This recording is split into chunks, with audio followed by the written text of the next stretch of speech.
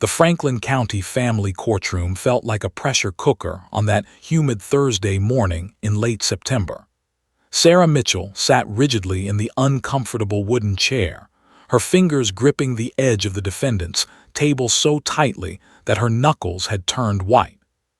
She could feel the sweat forming at the base of her neck, dampening the collar of her only professional blouse, a cream-colored top she'd found at Goodwill 3 weeks ago, carefully pressing out the wrinkles that morning with an iron she'd borrowed from her neighbor.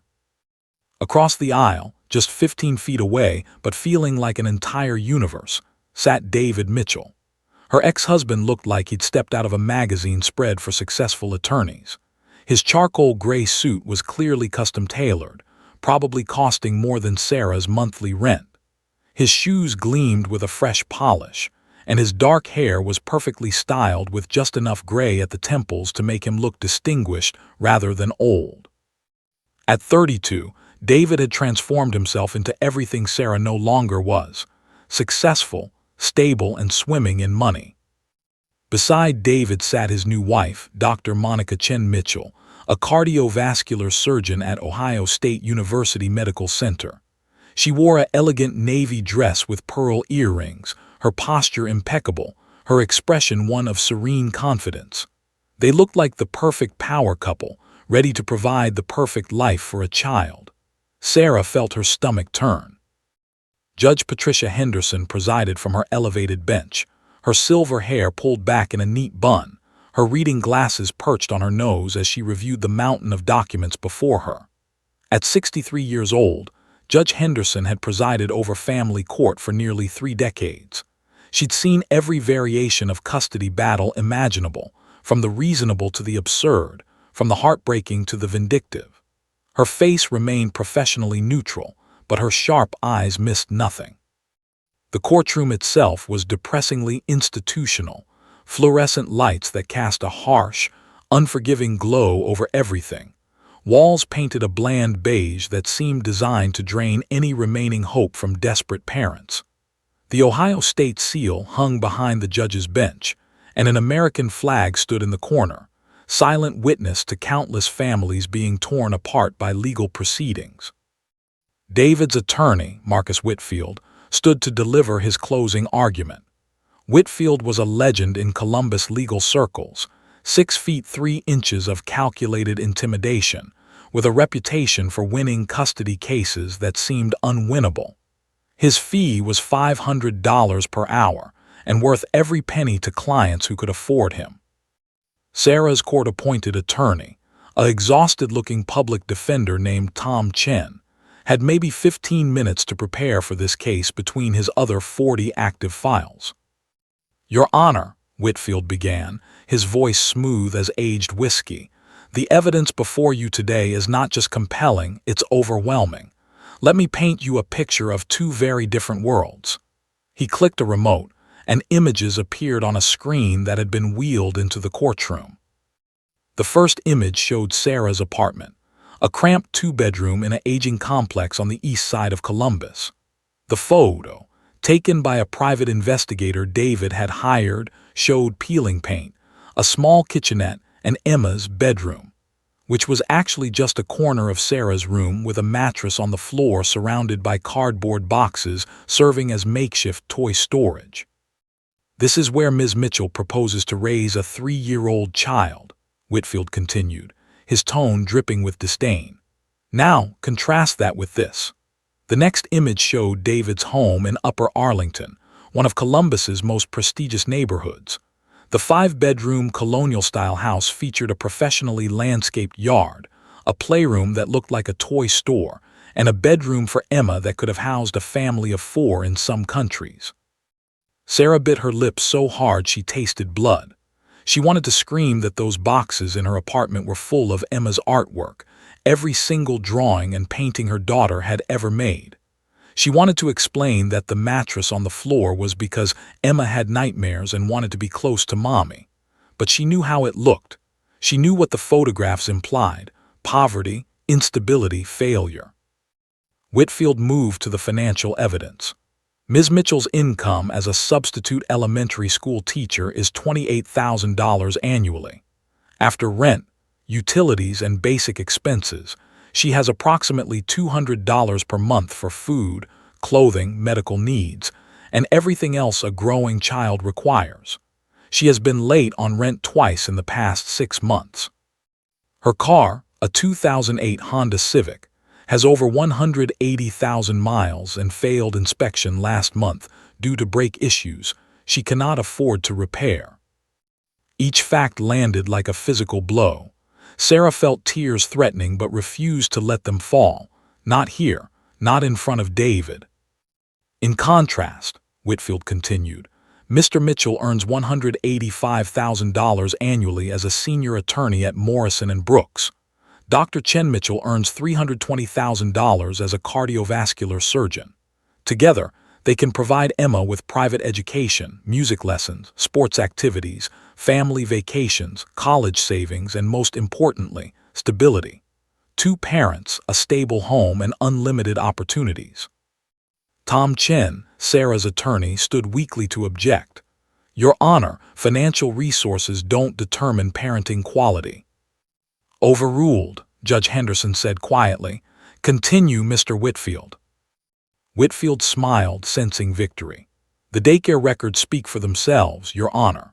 He presented a document showing 15 instances in 3 months where Sarah had arrived late to pick up Emma, sometimes by as much as 45 minutes. Ms. Mitchell's work schedule is erratic. She's called in as a substitute teacher with sometimes only an hour's notice, leaving Emma's care constantly uncertain. The daycare director has filed 3 complaints about late pickups. Sarah's attorney finally found his voice. Your Honor, Ms. Mitchell has never missed a pickup. She's always gotten there. Single parents face challenges. Challenges that wouldn't exist in my client's household, Whitfield interrupted smoothly. Dr. Chen Mitchell has adjusted her surgery schedule to be home by 5 p.m. daily. They've hired a professional nanny for backup care.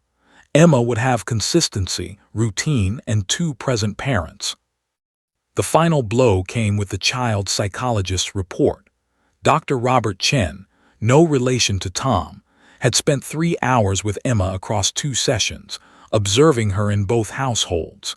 His report, entered into evidence, concluded, while Emma Mitchell appears bonded with both parents, the stability and resources available in Mr. Mitchell's household would provide optimal developmental conditions.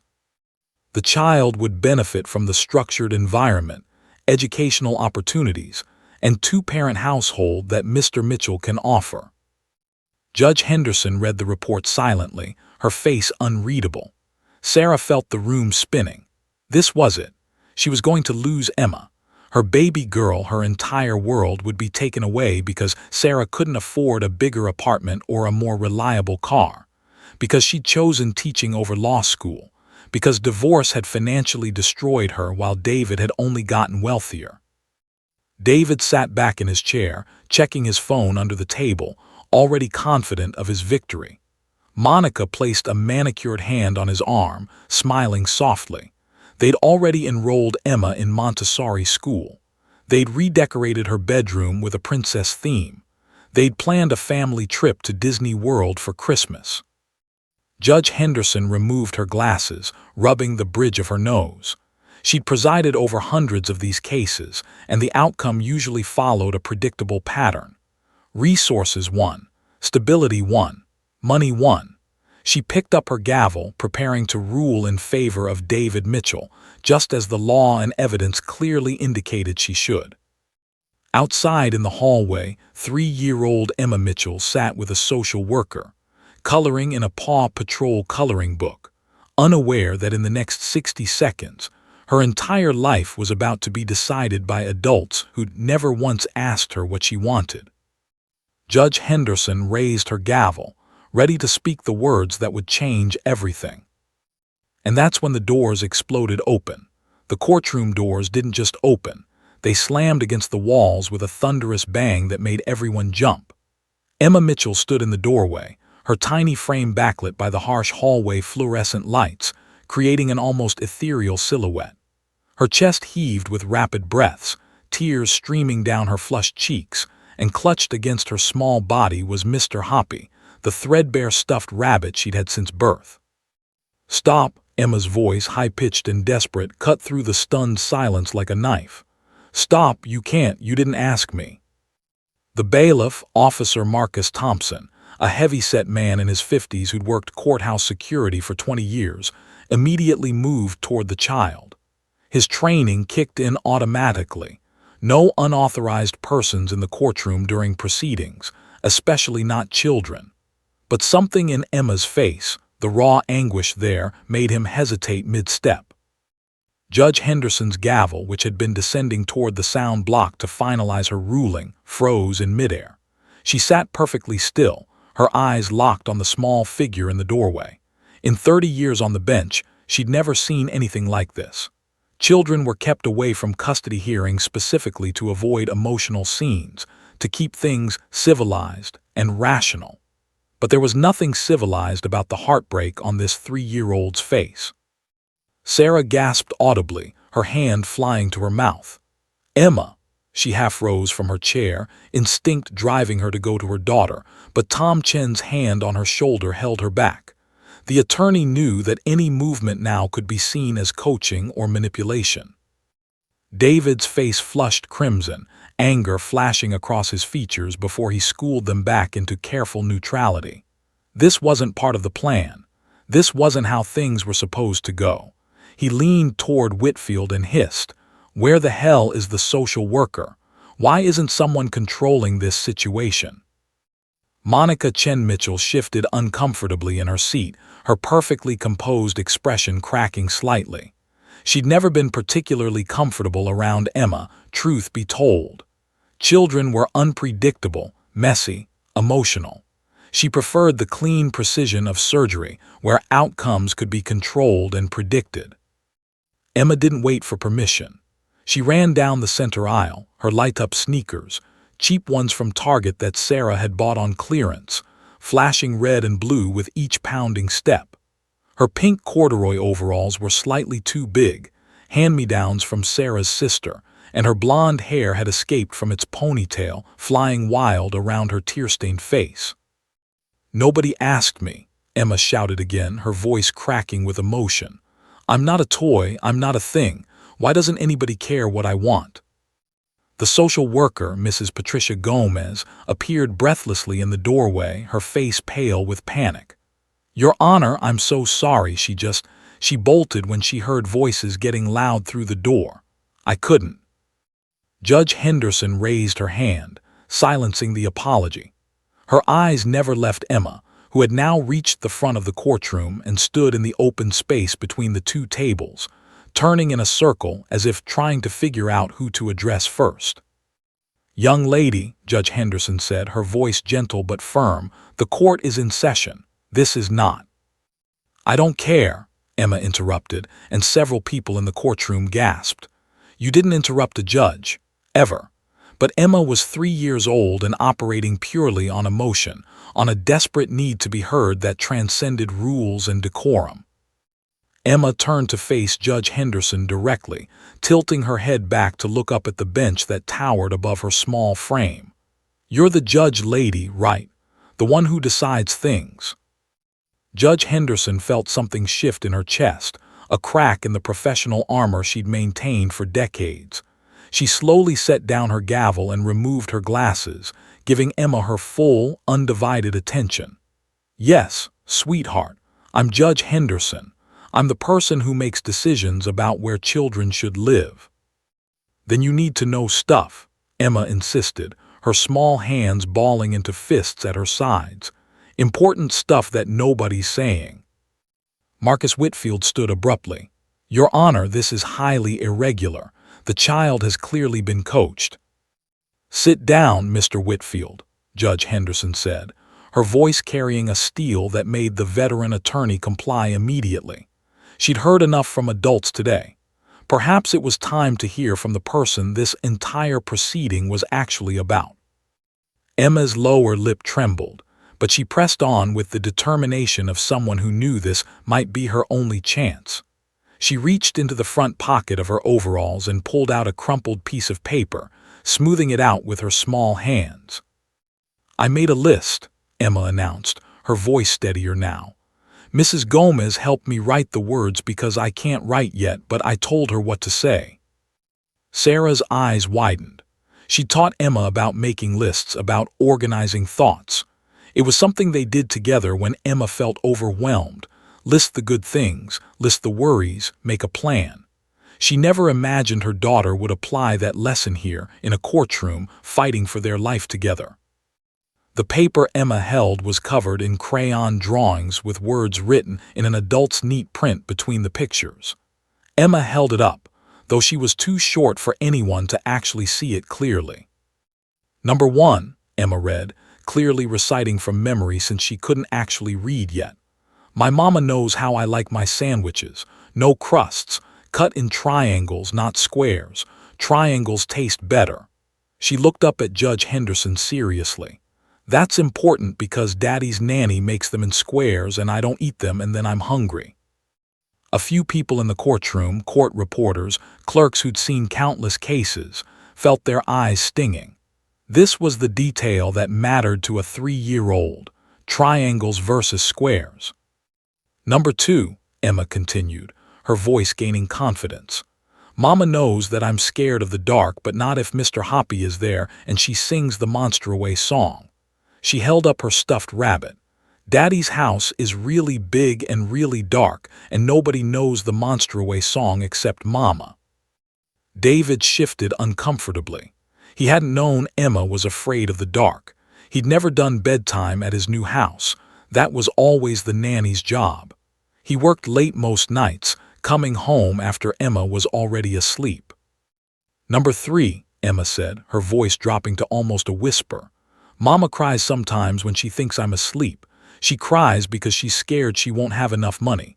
But then she stops crying and she comes and checks on me and fixes my blankets and whispers that everything will be okay." Emma's eyes found Sarah across the courtroom. "Mama always says things will be okay, and they are okay when I'm with her." Sarah couldn't hold back anymore. Tears streamed freely down her face. She tried so hard to hide her fears from Emma, to be strong, to never let her daughter see how terrified she was of losing her. But children saw everything, understood everything, even when adults thought they were shielded. "Number 4, Emma continued, turning now to look at David. Her voice wasn't angry, just achingly honest. "Daddy's new house is really pretty. It has a big yard and lots of toys, but Daddy is never there. He's always at work or on his phone or in his office. And Monica," she stumbled slightly over the name, "Monica smells nice like flowers, but she doesn't like it when I'm loud. She gets headaches. I have to be really, really quiet in Daddy's house. I'm tired of being quiet." The courtroom had become so silent you could hear the air conditioning humming. Every person present felt the weight of this child's words, the simple, devastating truth that came from innocent observation. Emma turned back to Judge Henderson, her final appeal.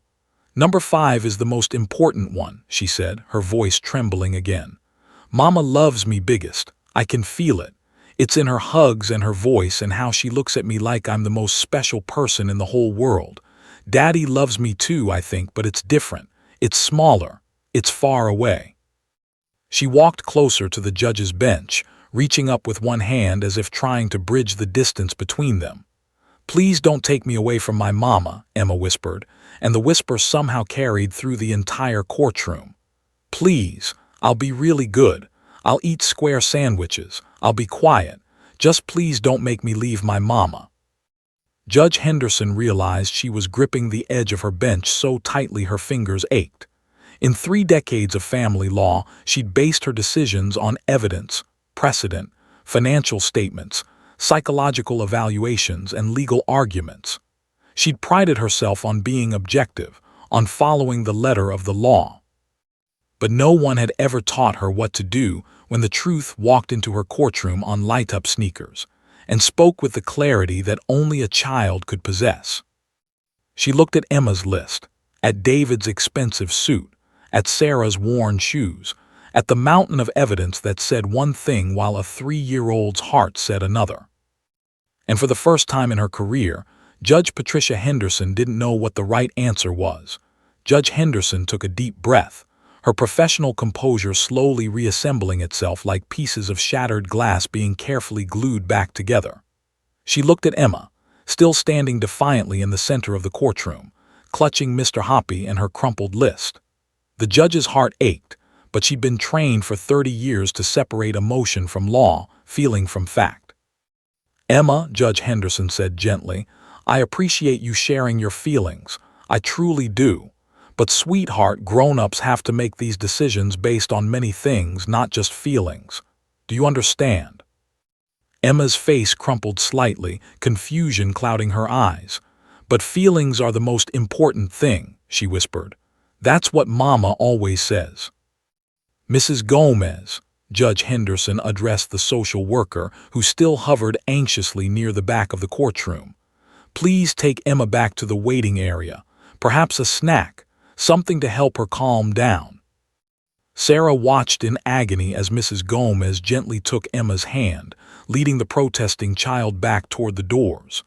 Emma's voice echoed through the courtroom. "But I'm not done. I have more things to say.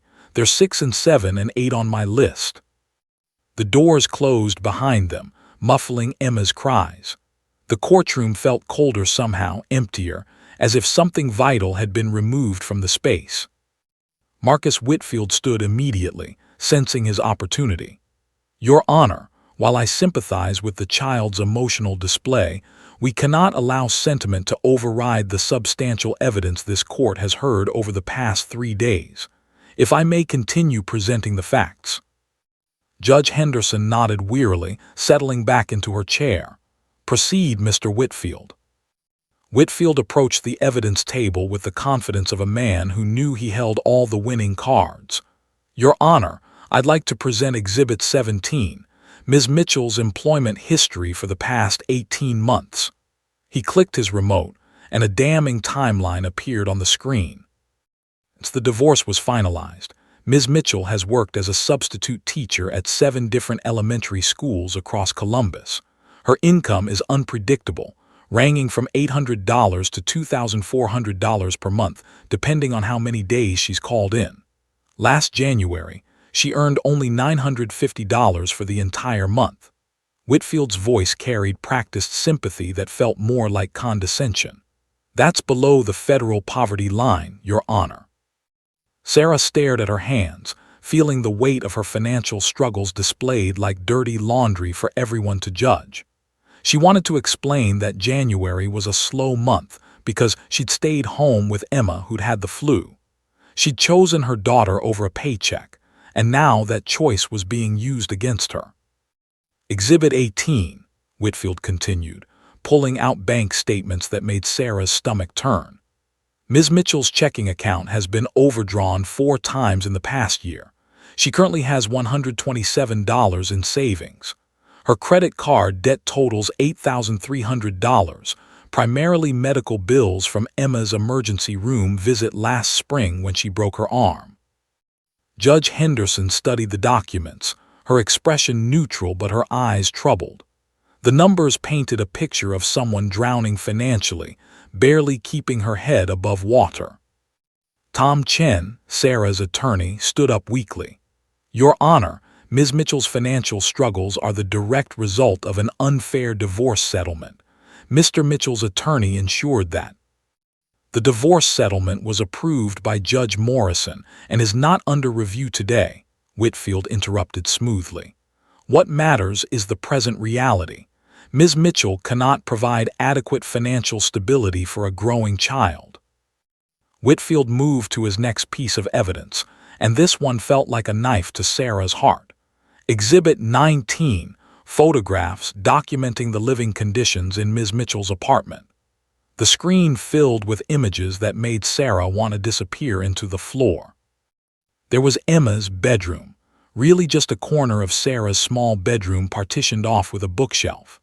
Emma's mattress lay on the floor because Sarah couldn't afford a bed frame. Cardboard boxes, neatly organized but still just cardboard boxes, served as storage for Emma's clothes and toys. The bathroom showed a cracked tile floor and a toilet that ran constantly because Sarah couldn't afford to fix it. The kitchen revealed mismatched dishes, a refrigerator covered in Emma's artwork held up with dollar store magnets, and cabinets that didn't quite close properly. "Compare this," Whitfield said dramatically, switching to photos of David's home in Upper Arlington, "to the environment Mr. Mitchell can provide." The contrast was devastating. Emma's room in David's house looked like something from a children's furniture catalog: a white canopy bed with pink curtains, built-in bookshelves filled with pristine books, a toy chest overflowing with expensive educational toys, soft carpet, walls painted a gentle lavender with hand-stenciled butterflies. The house featured a gourmet kitchen, 3.5 bathrooms, a finished basement with a playroom, and a backyard with a swing set that probably cost more than Sarah's car. Sarah heard someone in the gallery whisper, "How is this even a question?" The words cut deeper than any legal argument. But Whitfield wasn't finished. Exhibit 20, Emma's medical and dental records. He pulled out a file folder, his expression grave. Emma missed her 6-month dental checkup last November because Ms. Mitchell couldn't afford the copay. The appointment was eventually completed 3 months late, only after Ms. Mitchell's sister loaned her money. Emma's vaccinations are up to date, but barely. Several were administered weeks past their due dates because Ms. Mitchell had to wait for payday. Sarah's face burned with shame. She tried so hard, working every substitute job she could get, skipping meals to make sure Emma had enough to eat, wearing the same 3 outfits on rotation while Emma had clothes that fit. But none of that mattered here. In this courtroom, she was just a failure, a mother who couldn't provide. Furthermore, Whitfield continued, warming to his theme, Ms. Mitchell's apartment complex has had 3 police calls in the past 6 months, 1 domestic disturbance 2 floors above her unit, 1 car break-in in the parking lot, and 1 noise complaint. The neighborhood has a crime rate 43% higher than the Columbus average. He paused for effect. Mr. Mitchell's neighborhood in Upper Arlington has virtually 0 crime. Emma would be able to play outside safely, ride her bike, attend block parties. She would be safe. Tom Chen stood again, desperation creeping into his voice. "Your Honor, Ms. Mitchell has never allowed Emma to be in danger. The police incidents were nowhere near her apartment." "But they were in her building, in her parking lot, in her neighborhood," Whitfield countered.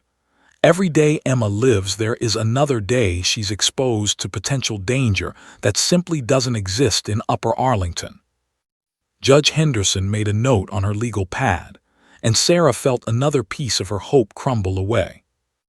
Whitfield presented more evidence, a statement from Emma's daycare director expressing concern about Sarah's frequent tardiness and apparent stress levels. A report from The Guardian ad litem noting that while Sarah clearly loved Emma, love alone cannot substitute for stability and resources. Character witnesses for David, colleagues who praised his work ethic, neighbors who described him as responsible and upstanding, even his college roommate who testified that David had always wanted children and would be a devoted father.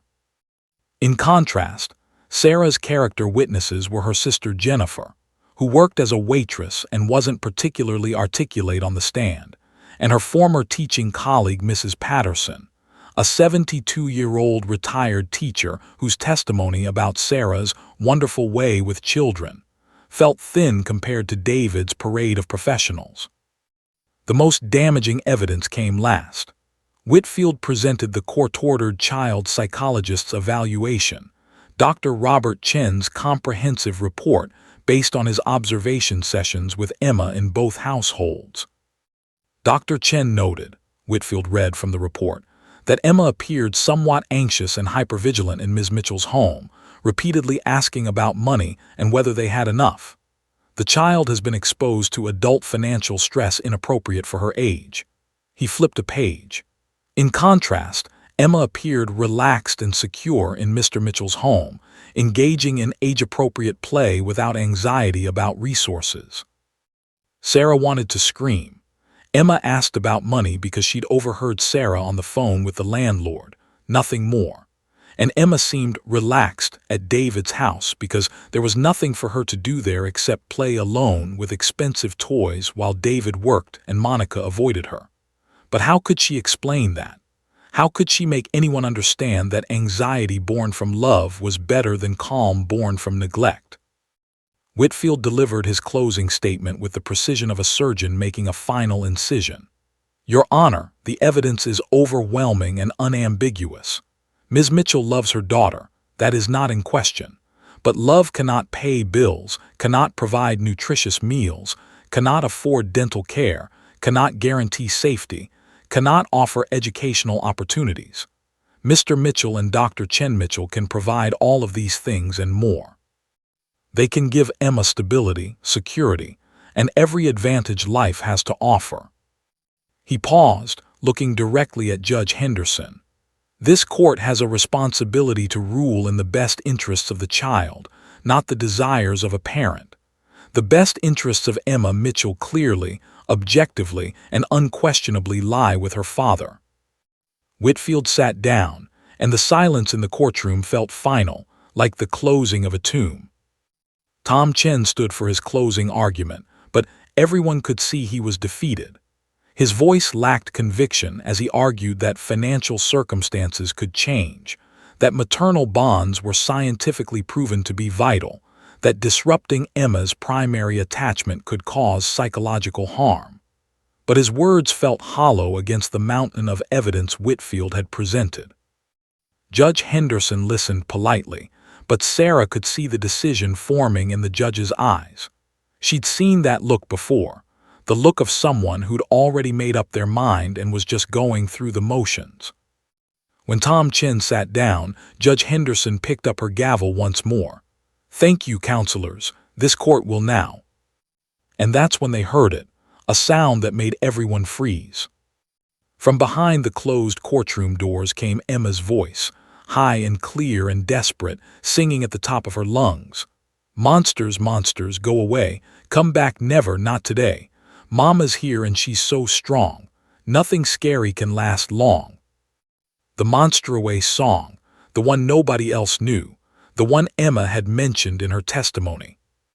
Sarah's heart shattered and mended simultaneously as her daughter's voice carried through the heavy wooden doors.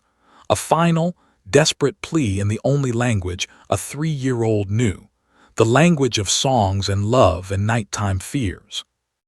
Judge Henderson's hand, holding the gavel, trembled slightly. And the entire courtroom held its breath. Emma's voice continued to float through the courtroom doors, each note piercing the professional veneer that everyone had carefully maintained.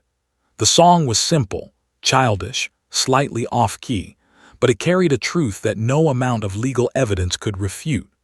This was a song born from countless nights of comfort, from a mother holding her frightened daughter, from a bond that couldn't be measured in bank statements or square footage. Mama holds me, mama's near. When she's with me, there's no fear. Hold my hand and count to 3. Monsters run away from me. Judge Henderson sat frozen, her gavel suspended in midair for the second time that afternoon. She'd been about to rule. The words had been forming on her tongue, the decision made.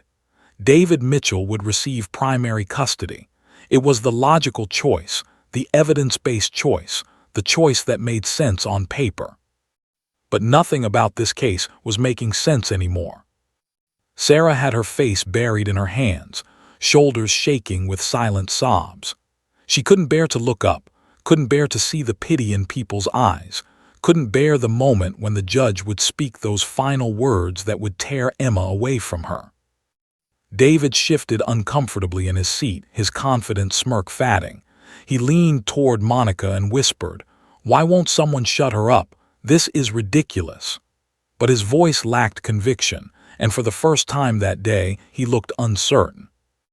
Monica Chen Mitchell stared at her perfectly manicured hands, her expression unreadable. She'd wanted to support David, had agreed to take on the role of stepmother because it seemed like the right thing to do, the adult thing. But listening to that little girl sing desperately outside the doors, she felt something uncomfortable twist in her chest. Was it guilt? Doubt? She'd never learned the Monster Away song. She'd never asked. Marcus Whitfield looked irritated, glancing at his expensive watch. He had another client meeting in 45 minutes across town. This emotional display was wasting valuable time. "Your Honor," he began, his tone carrying just a hint of impatience, "perhaps we could have the bailiff." "Be quiet, Mr. Whitfield," Judge Henderson said softly, her eyes still fixed on the courtroom doors. The attorney blinked, taken aback. In all his years of practice, he'd never been told to be quiet quite so definitively.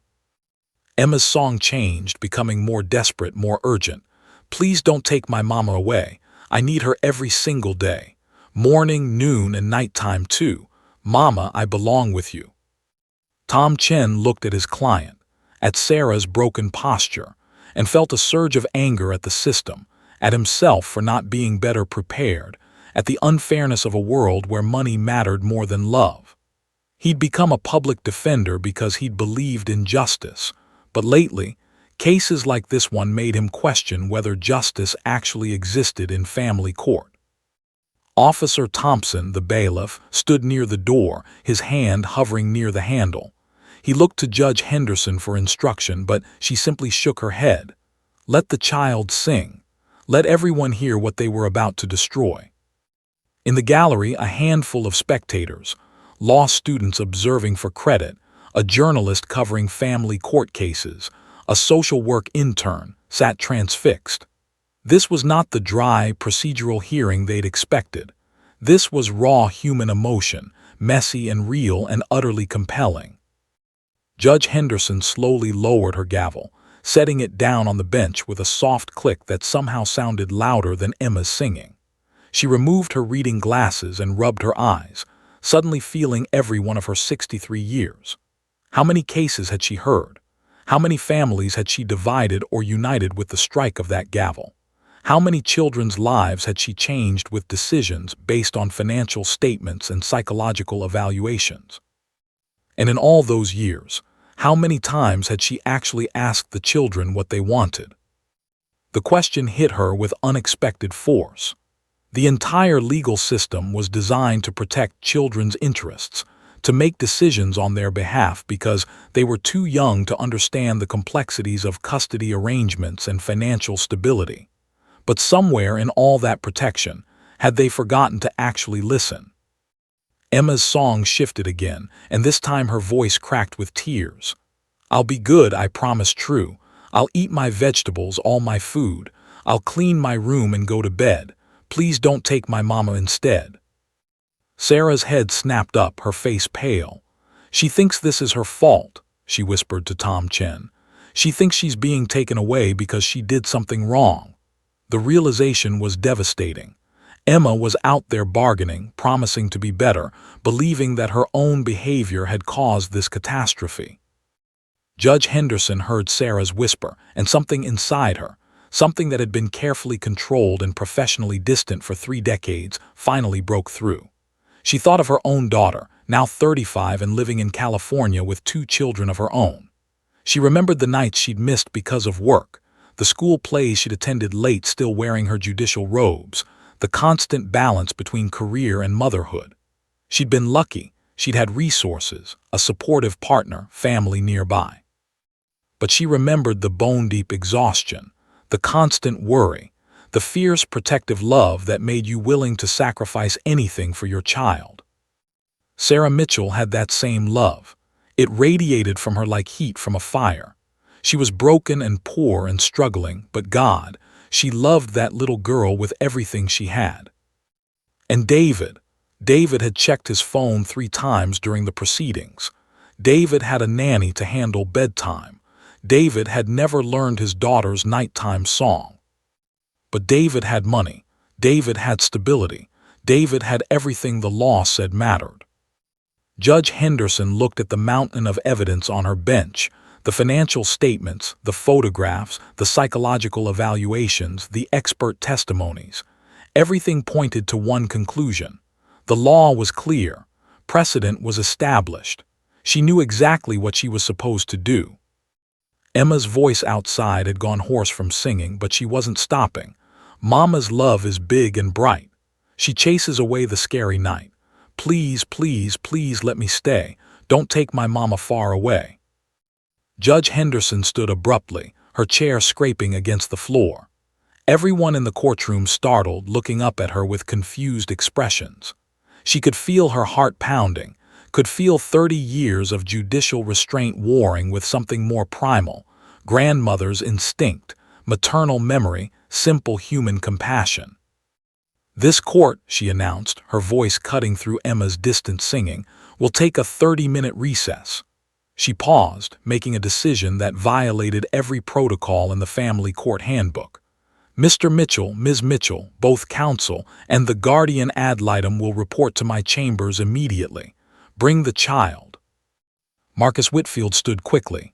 "Your Honor, it's highly irregular to—" "I don't care," Judge Henderson interrupted, and the raw honesty in her voice shocked everyone present. "Bring Emma to my chambers. Now, I want to hear the rest of her list." She swept from the courtroom, her robes billowing behind her, leaving stunned silence in her wake. Mrs. Gomez opened the courtroom doors to find Emma sitting on the hallway floor. Mr. Hoppy clutched to her chest, her voice now barely a whisper as she continued her song. The social worker knelt beside the exhausted child. "Emma, sweetheart," Mrs. Gomez said gently, "the judge wants to talk to you. She wants to hear the rest of your list." Emma's red-rimmed eyes widened with desperate hope. "Really? She wants to listen." "Really?" Mrs. Gomez confirmed, helping the little girl to her feet. As they walked toward the judge's chambers, Emma clutched her crumpled list tighter and whispered to Mr. Hoppy, "Maybe somebody will finally hear us."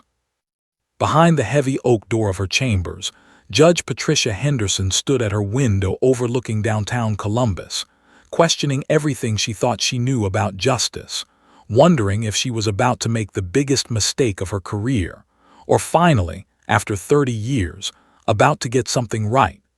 Judge Henderson's chambers were a stark contrast to the formal courtroom. The space felt almost cozy, bookshelves lined with leather-bound law volumes, a mahogany desk cluttered with case files, photos of her grandchildren in silver frames, and a worn leather couch that had heard countless difficult conversations. Afternoon sunlight streamed through the windows, casting warm shadows across the Persian rug.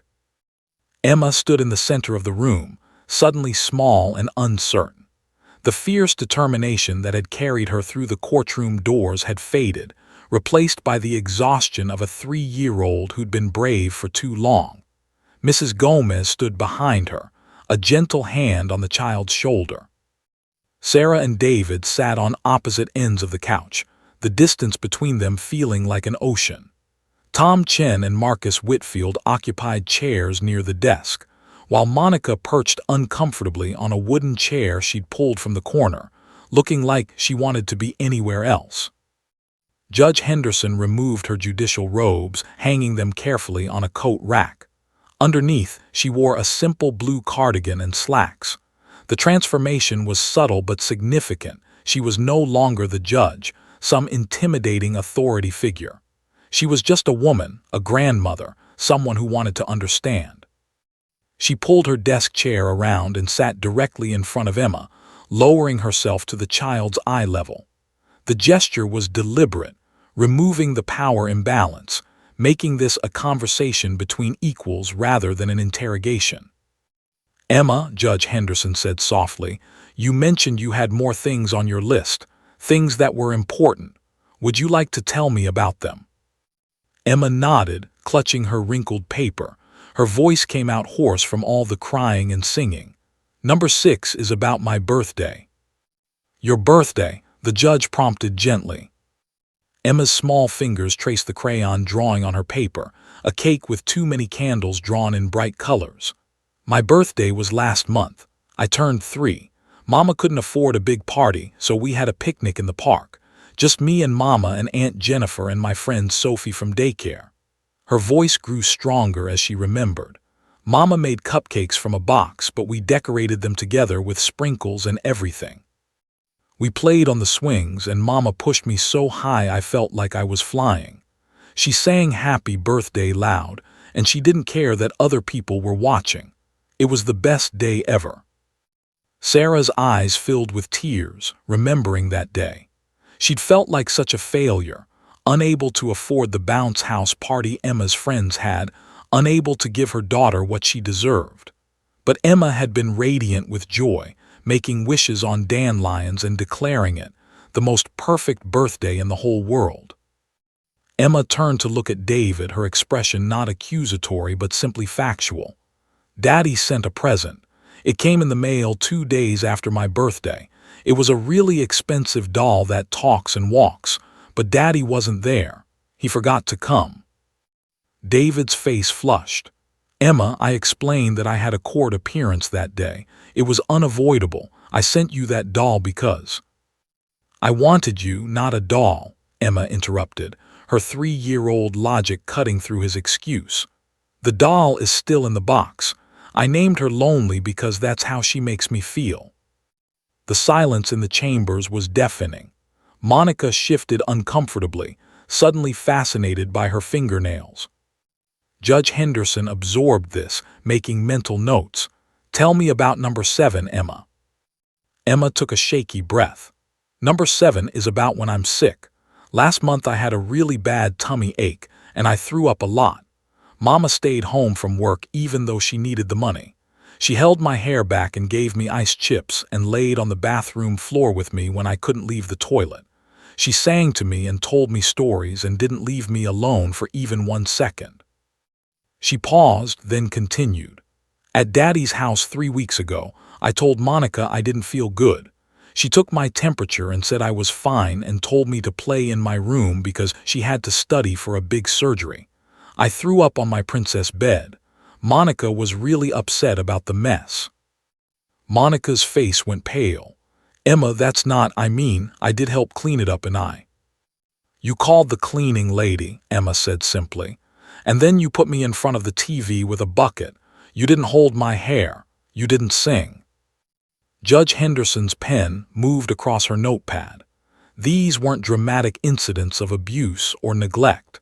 They were small moments that revealed everything about who actually parented this child and who simply provided care. "What's number 8, sweetheart?" the judge asked. Emma's voice dropped to almost a whisper. "Number 8 is the scary one. It's about what Daddy said." David sat up straighter, alarm crossing his features. "Emma, I don't think—" Judge Henderson held up her hand, silencing him. "Let her speak." Emma's hands twisted Mr. Hoppy's ears, a nervous habit. "Last week when I was at Daddy's house, I heard him talking on the phone in his office. I wasn't spying, I just wanted to say goodnight. The door was open a little bit." She swallowed hard. "Daddy was talking to someone about the court stuff. He said that once he got full custody, he wouldn't have to deal with Mama's drama anymore. He said Monica could handle most of the kid stuff because he was too busy to parent full-time. He said it would be easier once Mama was out of the picture." The chamber erupted. Sarah gasped, her hand flying to her mouth. Tom Chen leaned forward, suddenly alert. Marcus Whitfield started to object, then seemed to think better of it. David stood abruptly, his face crimson. "That is taken completely out of context. I was discussing logistics, not Emma. You misunderstood what you heard." "I'm 3, not stupid," Emma said, and the simple dignity in her voice stopped David cold. "I know what out of the picture means. It means gone. It means you want Mama to go away so she doesn't bother you anymore." Judge Henderson studied David Mitchell with new eyes. She saw past the expensive suit, past the impressive resume, past the beautiful house in the photographs. She saw a man who viewed custody as a win, not a responsibility. A man who wanted to claim his daughter like a possession while delegating the actual work of parenting to employees and his new wife. "Mr. Mitchell," Judge Henderson said, her voice carrying a chill that made everyone in the room straighten, "did you have that conversation?" David's lawyer instincts kicked in. "Your Honor, private conversations taken out of context by a child." "Answer the question," the judge commanded. David's jaw clenched. "I may have said something along those lines, but the intent was—" The intent, Judge Henderson interrupted, is crystal clear. She turned back to Emma, her expression softening. Is there more on your list, sweetheart? Emma nodded, tears streaming down her face now. Number 9 and number 10 are together. Number 9 is that I love Daddy. I do. Even though he forgets things and he's not there a lot, he's still my daddy and I love him. She looked at David with heartbreaking honesty. But number 10 is the most important one of all. She walked across the room to Sarah, crawling into her mother's lap and burying her face in Sarah's neck. When she spoke again, her voice was muffled but clear. Number 10 is that Mama is my home, not a house or a building. Mama is where I feel safe and loved and like I matter most. You can take away everything else, but please don't take away my home. Sarah wrapped her arms around her daughter, both of them crying now, holding each other like drowning people clutching a life raft. Judge Henderson watched them, then looked at David, who suddenly couldn't meet her eyes. She thought about the evidence, about the law, about precedent and protocol. She thought about financial statements and psychological evaluations and expert testimony. And then she thought about a 3-year-old girl singing desperately outside a courtroom, making lists on crumpled paper, defining home not as a place but as a person. She picked up her pen and began to write. Judge Henderson set down her pen and looked around the room, studying each face with the keen observation that had served her well throughout her career. Sarah clutched Emma like a lifeline, tears streaming silently down her cheeks. David sat rigid, his lawyer's composure cracking around the edges. Monica looked increasingly uncomfortable, as if she were realizing she'd stepped into something far more complex than she'd bargained for. And Emma, exhausted, brave little Emma, had finally gone quiet, her face pressed against her mother's shoulder. The judge had seen hundreds of custody cases, but something about this one felt different. The evidence had seemed so clear in the courtroom, black and white numbers and photographs telling an unambiguous story. But here, in the soft afternoon light of her chambers, with a 3-year-old's truth hanging in the air, nothing seemed clear anymore. Mr. Mitchell, Judge Henderson said quietly, I'd like to ask you some questions, and I need you to be completely honest with me. David straightened, his attorney instincts returning. Of course, Your Honor. When was the last time you put Emma to bed yourself? Not a nanny, not your wife, but you personally. David hesitated, his mind clearly racing back through weeks of memory. It's been a few weeks. My work schedule has been particularly demanding lately. A few weeks, Judge Henderson pressed. Can you be more specific? Perhaps a month, David admitted, his voice tight. Maybe 6 weeks. But Your Honor, that's why Monica is there, to provide stability when. What's Emma's favorite color? The judge interrupted. David blinked, thrown by the sudden change in direction. It's pink. Obviously, her room is pink. Actually, Emma's small voice emerged from Sarah's shoulder. It's purple now. It changed last month. I told you at dinner, Daddy, but you were on your phone. Judge Henderson watched David's face carefully. She saw frustration there, embarrassment, but also something else, a flash of genuine pain. He did love his daughter, she realized, but love and active parenting weren't the same thing. Dr. Chen Mitchell, the judge turned to Monica, who visibly tensed. You've been married to David for 8 months now. How would you describe your relationship with Emma? Monica's fingers twisted together in her lap. She'd been a confident surgeon, someone who made life-or-death decisions daily without hesitation. But this question clearly unsettled her. We're building a relationship, Monica said carefully. These things take time. Emma is adjusting to having me in her father's life. Do you want to be Emma's primary caregiver? Judge Henderson asked bluntly. The silence stretched uncomfortably. Monica looked at David, then at her hands, then finally at the judge. When she spoke, her voice was barely above a whisper. I never wanted children of my own, she admitted, and the honesty in her words was startling. I married David because I loved him, and Emma was part of that package. I've tried to be good to her, to be kind, to provide for her needs, but I'm not maternal. I don't have those instincts." She looked at Emma with something that might have been regret. "I thought that would be enough. I thought if I tried hard enough I could learn. But every time I'm with her, I feel like I'm failing some test I don't understand." David's face had gone pale. "Monica, you don't need to." "Yes, I do," Monica interrupted, surprising everyone including herself. "This isn't fair to Emma. She deserves someone who knows how to love her the way she needs, not someone who's constantly worried about doing everything wrong." Judge Henderson felt a grudging respect for Monica's honesty. At least she was self-aware enough to recognize her limitations. "Ms. Mitchell," the judge turned to Sarah, who looked up with red-rimmed eyes, "I need you to be honest with me too. Your financial situation is dire. How do you plan to improve it?" Sarah took a shaky breath, gently adjusting Emma in her lap. "I've applied for 3 full-time teaching positions that start in January. One is at Worthington Elementary. They've called me back for a second interview. Full-time would mean steady income, benefits, and regular hours. I'd be able to afford a better apartment, fix my car, build savings." Her voice strengthened. "I know I'm struggling now, Your Honor, but I'm fighting. Every single day, I'm fighting to build a better life for my daughter." "And if you don't get those positions," Judge Henderson pressed, needing to hear this. "Then I'll keep substituting. I'll get a weekend job. I'll do whatever it takes," Sarah said fiercely. "I'll work 3 jobs if I have to. I'll figure it out, because that's what mothers do. We figure it out. Emma will always have food, always have clothes, always have love. Maybe we won't have a mansion or fancy toys, but she'll have me, present and engaged, and knowing her favorite color changes monthly." Judge Henderson leaned back in her chair, processing everything. She looked at Emma, who had lifted her head and was watching the adults with those 2 wise eyes.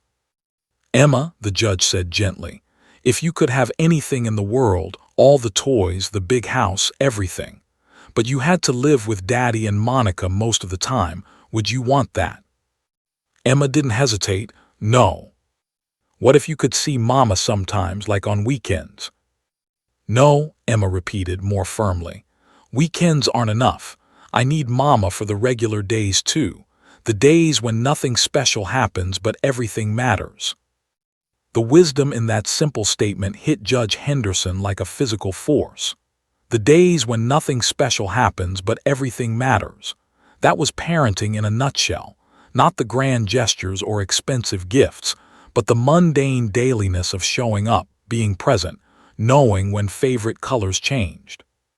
She thought about David's conversation that Emma had overheard, about getting Sarah out of the picture. She thought about Monica's honest admission that she wasn't maternal. She thought about the worn teddy bear clutched in Emma's arms and the crumpled list made with crayon and desperate hope. Marcus Whitfield shifted in his seat, sensing the tide turning. "Your Honor, with all due respect, we can't make custody decisions based on a child's emotional preferences. The law requires us to consider objective factors." "I know what the law requires, Mr. Whitfield," Judge Henderson said sharply.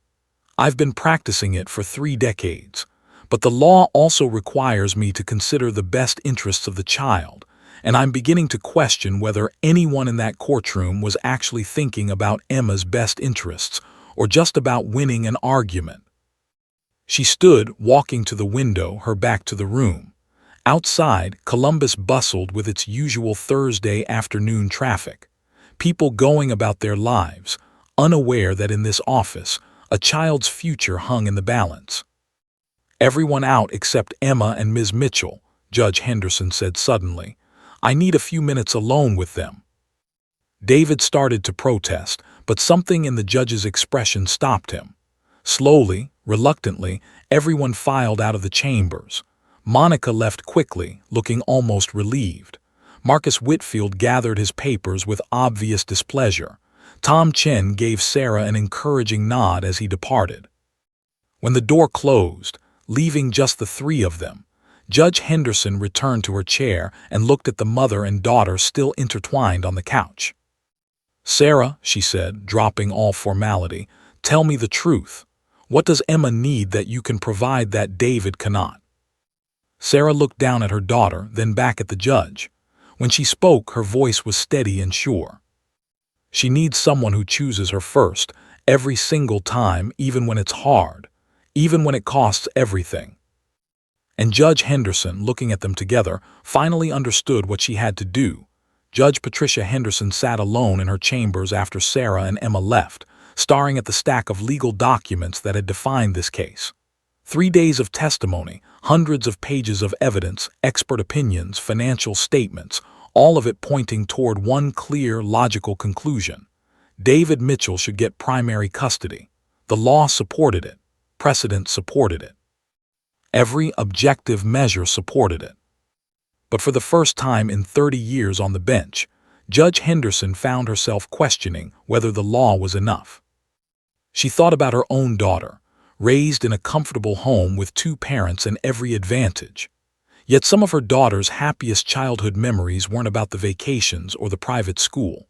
They were about pancake breakfasts before work, about reading Harry Potter together every night for months, about the time they'd gotten lost on a road trip and spent hours singing show tunes until they found their way.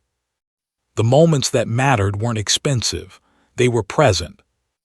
Judge Henderson pulled out Emma's crumpled list, now smoothed flat on her desk. She read it again, really read it this time. Each item was a small moment, triangles versus squares, monster songs, birthday picnics being held during sickness. Individually, they seemed insignificant. Together, they formed a portrait of active, engaged parenting that no amount of money could replicate. She thought about David's conversation that Emma had overheard, getting Sarah out of the picture, delegating parenting to Monica and nannies. Those weren't the words of someone prepared to be a primary parent. Those were the words of someone who wanted to win. Judge Henderson made her decision. 20 minutes later, the courtroom reconvened. The gallery had grown, word had spread about the dramatic morning session, and more observers had filtered in, curious about the case where a 3-year-old had crashed the proceedings. The afternoon sun slanted through the tall windows, casting long shadows across the room. Sarah sat at her table, Emma on her lap now. The social worker had given up trying to separate them. Emma was quiet, exhausted from her emotional outburst, her thumb in her mouth, a habit Sarah had been trying to break but now seemed utterly unimportant. David sat rigid beside Marcus Whitfield, his confidence from the morning replaced with visible uncertainty. Monica sat behind them in the gallery, looking small and uncomfortable. She'd barely spoken since leaving the judge's chambers, her earlier admission hanging over her like a cloud. Judge Henderson entered and everyone stood. She took her seat, arranged her papers, and looked out over the courtroom. The weight of what she was about to do pressed down on her shoulders. This would be controversial. Other judges would question her reasoning. Whitfield would probably appeal. But she'd heard Emma's truth, and she couldn't unhear it. "Please be seated," Judge Henderson said, her voice carrying through the silent courtroom. "I've presided over family court for 29 years. I've heard hundreds of custody cases. I've based my decisions on evidence, on precedent, on the law. Today, I'm going to do something different." She paused, letting her words sink in. Marcus Whitfield's eyes narrowed suspiciously. "Today, I'm going to prioritize what I should have been prioritizing all along, the actual, lived experience of the child at the center of this case." Judge Henderson looked directly at Emma. "This morning, a 3-year-old girl taught me more about family law than I learned in 4 years of law school. She taught me that stability isn't just about bank accounts and square footage. It's about knowing someone will be there when you're scared in the dark. It's about consistency of presence, not consistency of income." Sarah's hand tightened on Emma, barely daring to hope. "The evidence presented by Mr. Mitchell's counsel is compelling," Judge Henderson continued. "Mr. Mitchell has significant financial resources. He can provide material advantages that Ms. Mitchell cannot. His home is larger, his neighborhood safer, his resources unlimited. On paper, His household is clearly superior. David exhaled slightly, thinking he'd won. However, Judge Henderson's voice sharpened. Parenting is not a paper exercise. It's not about what you can buy, it's about what you give of yourself. And the evidence, particularly today's testimony, has shown me that Mr. Mitchell is not prepared to be a primary parent. He views custody as a victory to be won, not a responsibility to be embraced. David's face went white. Whitfield started to rise, but Judge Henderson held up her hand. Mr. Mitchell admitted he hasn't personally put his daughter to bed in 6 weeks. He didn't know her current favorite color. He was overheard discussing how he could delegate parenting responsibilities once custody was secured. His new wife, to her credit, honestly admitted she is not maternal and feels inadequate in the parenting role. Judge Henderson's eyes bored into David. Money cannot substitute for presence, Mr. Mitchell. A beautiful house means nothing if the people in it are too busy or too reluctant to actually parent. The courtroom was absolutely silent. Even the court reporter seemed to have stopped breathing. Therefore, this court orders that primary physical custody of Emma Rose Mitchell shall remain with her mother, Sarah Mitchell. Sarah gasped, clutching Emma tighter. Tom Chen's eyes widened in shock.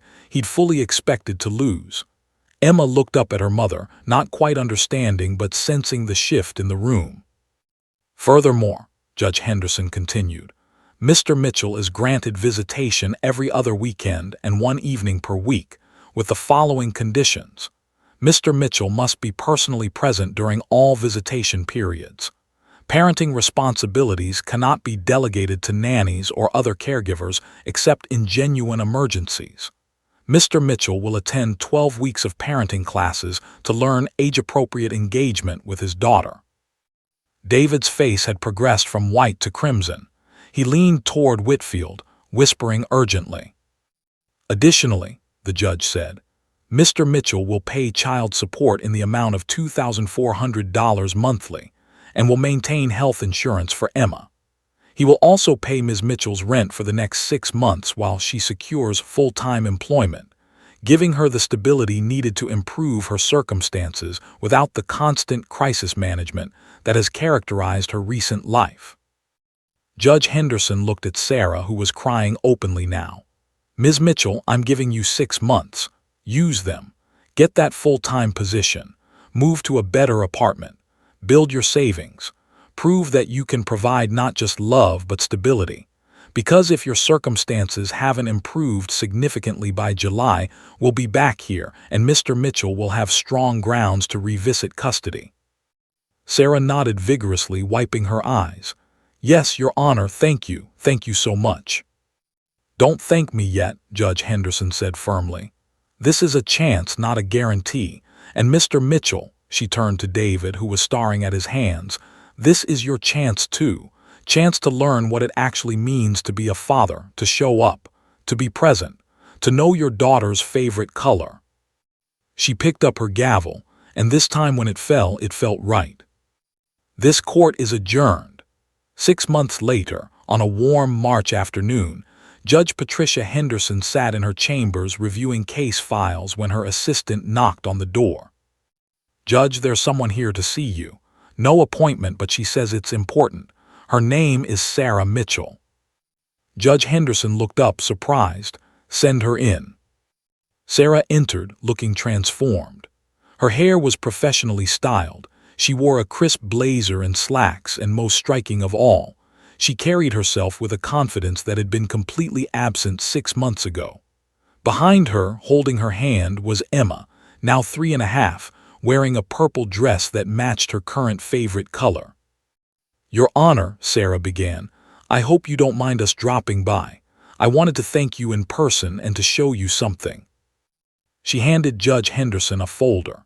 Inside was a teaching contract from Worthington Elementary School, full-time position, 4th grade, starting salary $48,000 with benefits.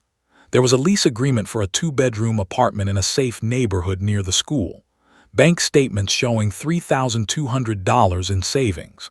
A repair receipt for Sarah's car, New brakes, oil change, inspection passed. But what caught Judge Henderson's attention most was a photograph. It showed Emma's new bedroom, modest but cheerful, with a proper bed frame, matching curtains and shelves organized with books and toys. On the wall was a framed picture of Emma and Sarah at the park, both laughing, covered in autumn leaves.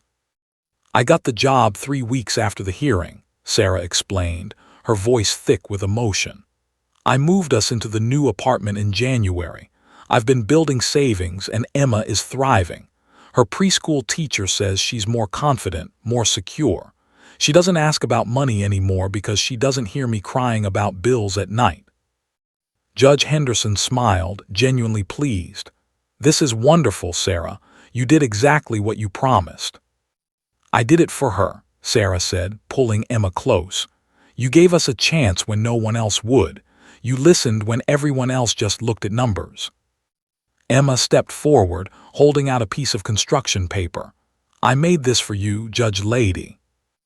Judge Henderson took it carefully. It was a crayon drawing of 3 stick figures, one labeled Mama, one labeled Me, and one labeled Judge.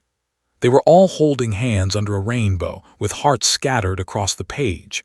At the bottom, in Sarah's handwriting guided by Emma's words, it read, "Thank you for letting me stay with my home." The judge felt her eyes sting with unexpected tears. She cleared her throat, maintaining her composure. "This is beautiful, Emma. I'll hang it right here." She pointed to the wall where Emma's original crumpled list already hung in a frame. "How's the situation with David?" Judge Henderson asked, though she'd been following the case through court-monitored reports. Sarah's expression became more complex. "Actually, that's the other reason I'm here. Something unexpected happened." She explained that David, angry and humiliated after the hearing, had initially been a nightmare, showing up late for visitations, complaining constantly, making snide remarks about Sarah's apartment. But the parenting classes had been mandatory, and slowly something had shifted. "The instructor made him actually engage with Emma during the sessions," Sarah said. "Made him play, read to her, learn her routines. At first he was just going through the motions, but then," she paused, searching for words, "I think he started actually seeing her, not as a possession or a prize to win, but as a person, as his daughter." Emma chimed in, her small voice clear. "Daddy learned the Monstraway song. He's not as good at the voices as Mama, but he tries really hard. And he takes me to the park now, and he doesn't look at his phone the whole time anymore." Judge Henderson raised her eyebrows, genuinely surprised. "That's quite a transformation." "Last month," Sarah continued, "David called me. Not through lawyers, just called. He said he wanted to apologize. He said the custody fight had never been about what was best for Emma. It had been about his ego, about not losing, about proving Sarah wrong for leaving him." Her voice softened. "He cried, Judge Henderson. He actually cried and said he'd almost lost his daughter trying to win her." The judge leaned back in her chair, absorbing this. In her experience, people rarely changed this dramatically, but perhaps the shock of the ruling, combined with forced engagement through the parenting classes, had created an opportunity for real growth. "David asked if we could try co-parenting without lawyers constantly involved," Sarah said. "We've been meeting for coffee every week to coordinate schedules, discuss Emma's needs, plan for her future. It's still awkward sometimes, but we're actually communicating. And Emma," she looked down at her daughter with pure love, "Emma is so much happier having both of us actively involved." Emma nodded enthusiastically. "Daddy comes to my preschool concerts now, and last week, Mama and Daddy both came to my doctor appointment together, and we went for ice cream after, all 3 of us. It was weird, but good weird." Judge Henderson felt something warm expand in her chest, the rare satisfaction of a case that had actually turned out better than expected. "And Monica?" she asked. "She and David separated," Sarah said quietly. "She realized she'd married him for the wrong reasons, and he realized he'd been using her as a substitute parent. They're divorcing, but it's amicable. Monica told me she respects what I did for Emma, fighting when everyone said I couldn't win. Judge Henderson stood, walking around her desk to kneel before Emma, just as she had 6 months ago. Emma, do you remember when you came into my courtroom and sang your Monster Away song? Emma nodded solemnly. I was really scared. I thought nobody would listen. You were very brave, the judge said, and you taught me something important. You taught me that sometimes the people closest to a situation, even if they're very small, see the truth more clearly than all the experts and lawyers combined. She stood, addressing Sarah. Your 6-month review hearing is next week. I'll be recommending that the custody arrangement remain permanent, with continued co-parenting between you and David. Based on what you've shown me today and the reports I've received, I have no concerns about Emma's well-being. Sarah's eyes filled with tears. Thank you doesn't seem like enough. Then don't thank me, Judge Henderson said. Just keep being the mother you've always been, present, engaged, and putting Emma first. As they prepared to leave, Emma tugged on the judge's sleeve. Judge Lady, can I tell you something? Of course, sweetheart. Emma's voice dropped to a whisper, as if sharing a great secret. You're on my list now, my new list of people who love me best. Number 4, right after Mama, Aunt Jennifer, and Daddy. Judge Henderson felt tears threaten again, but this time she didn't fight them. That's the greatest honor anyone has ever given me, Emma. After they left, Judge Henderson returned to her desk and carefully hung Emma's new drawing beside the original framed list. She sat down and looked at both pieces of artwork, evidence of a child's wisdom, a mother's love, and the power of actually listening. Her phone rang, another custody case, another family in crisis, another decision to make. But this time, as she picked up the phone, Judge Patricia Henderson knew she would approach it differently. She would look beyond the financial statements and expert testimonies. She would remember to ask, what does the child need? Who shows up? Who knows the Monster Away song? Because sometimes justice isn't found in law books or precedent. Sometimes it's found in crayon drawings and crumpled lists, and the desperate song of a 3-year-old who just wanted someone to listen. And sometimes, if you're very lucky, listening changes everything.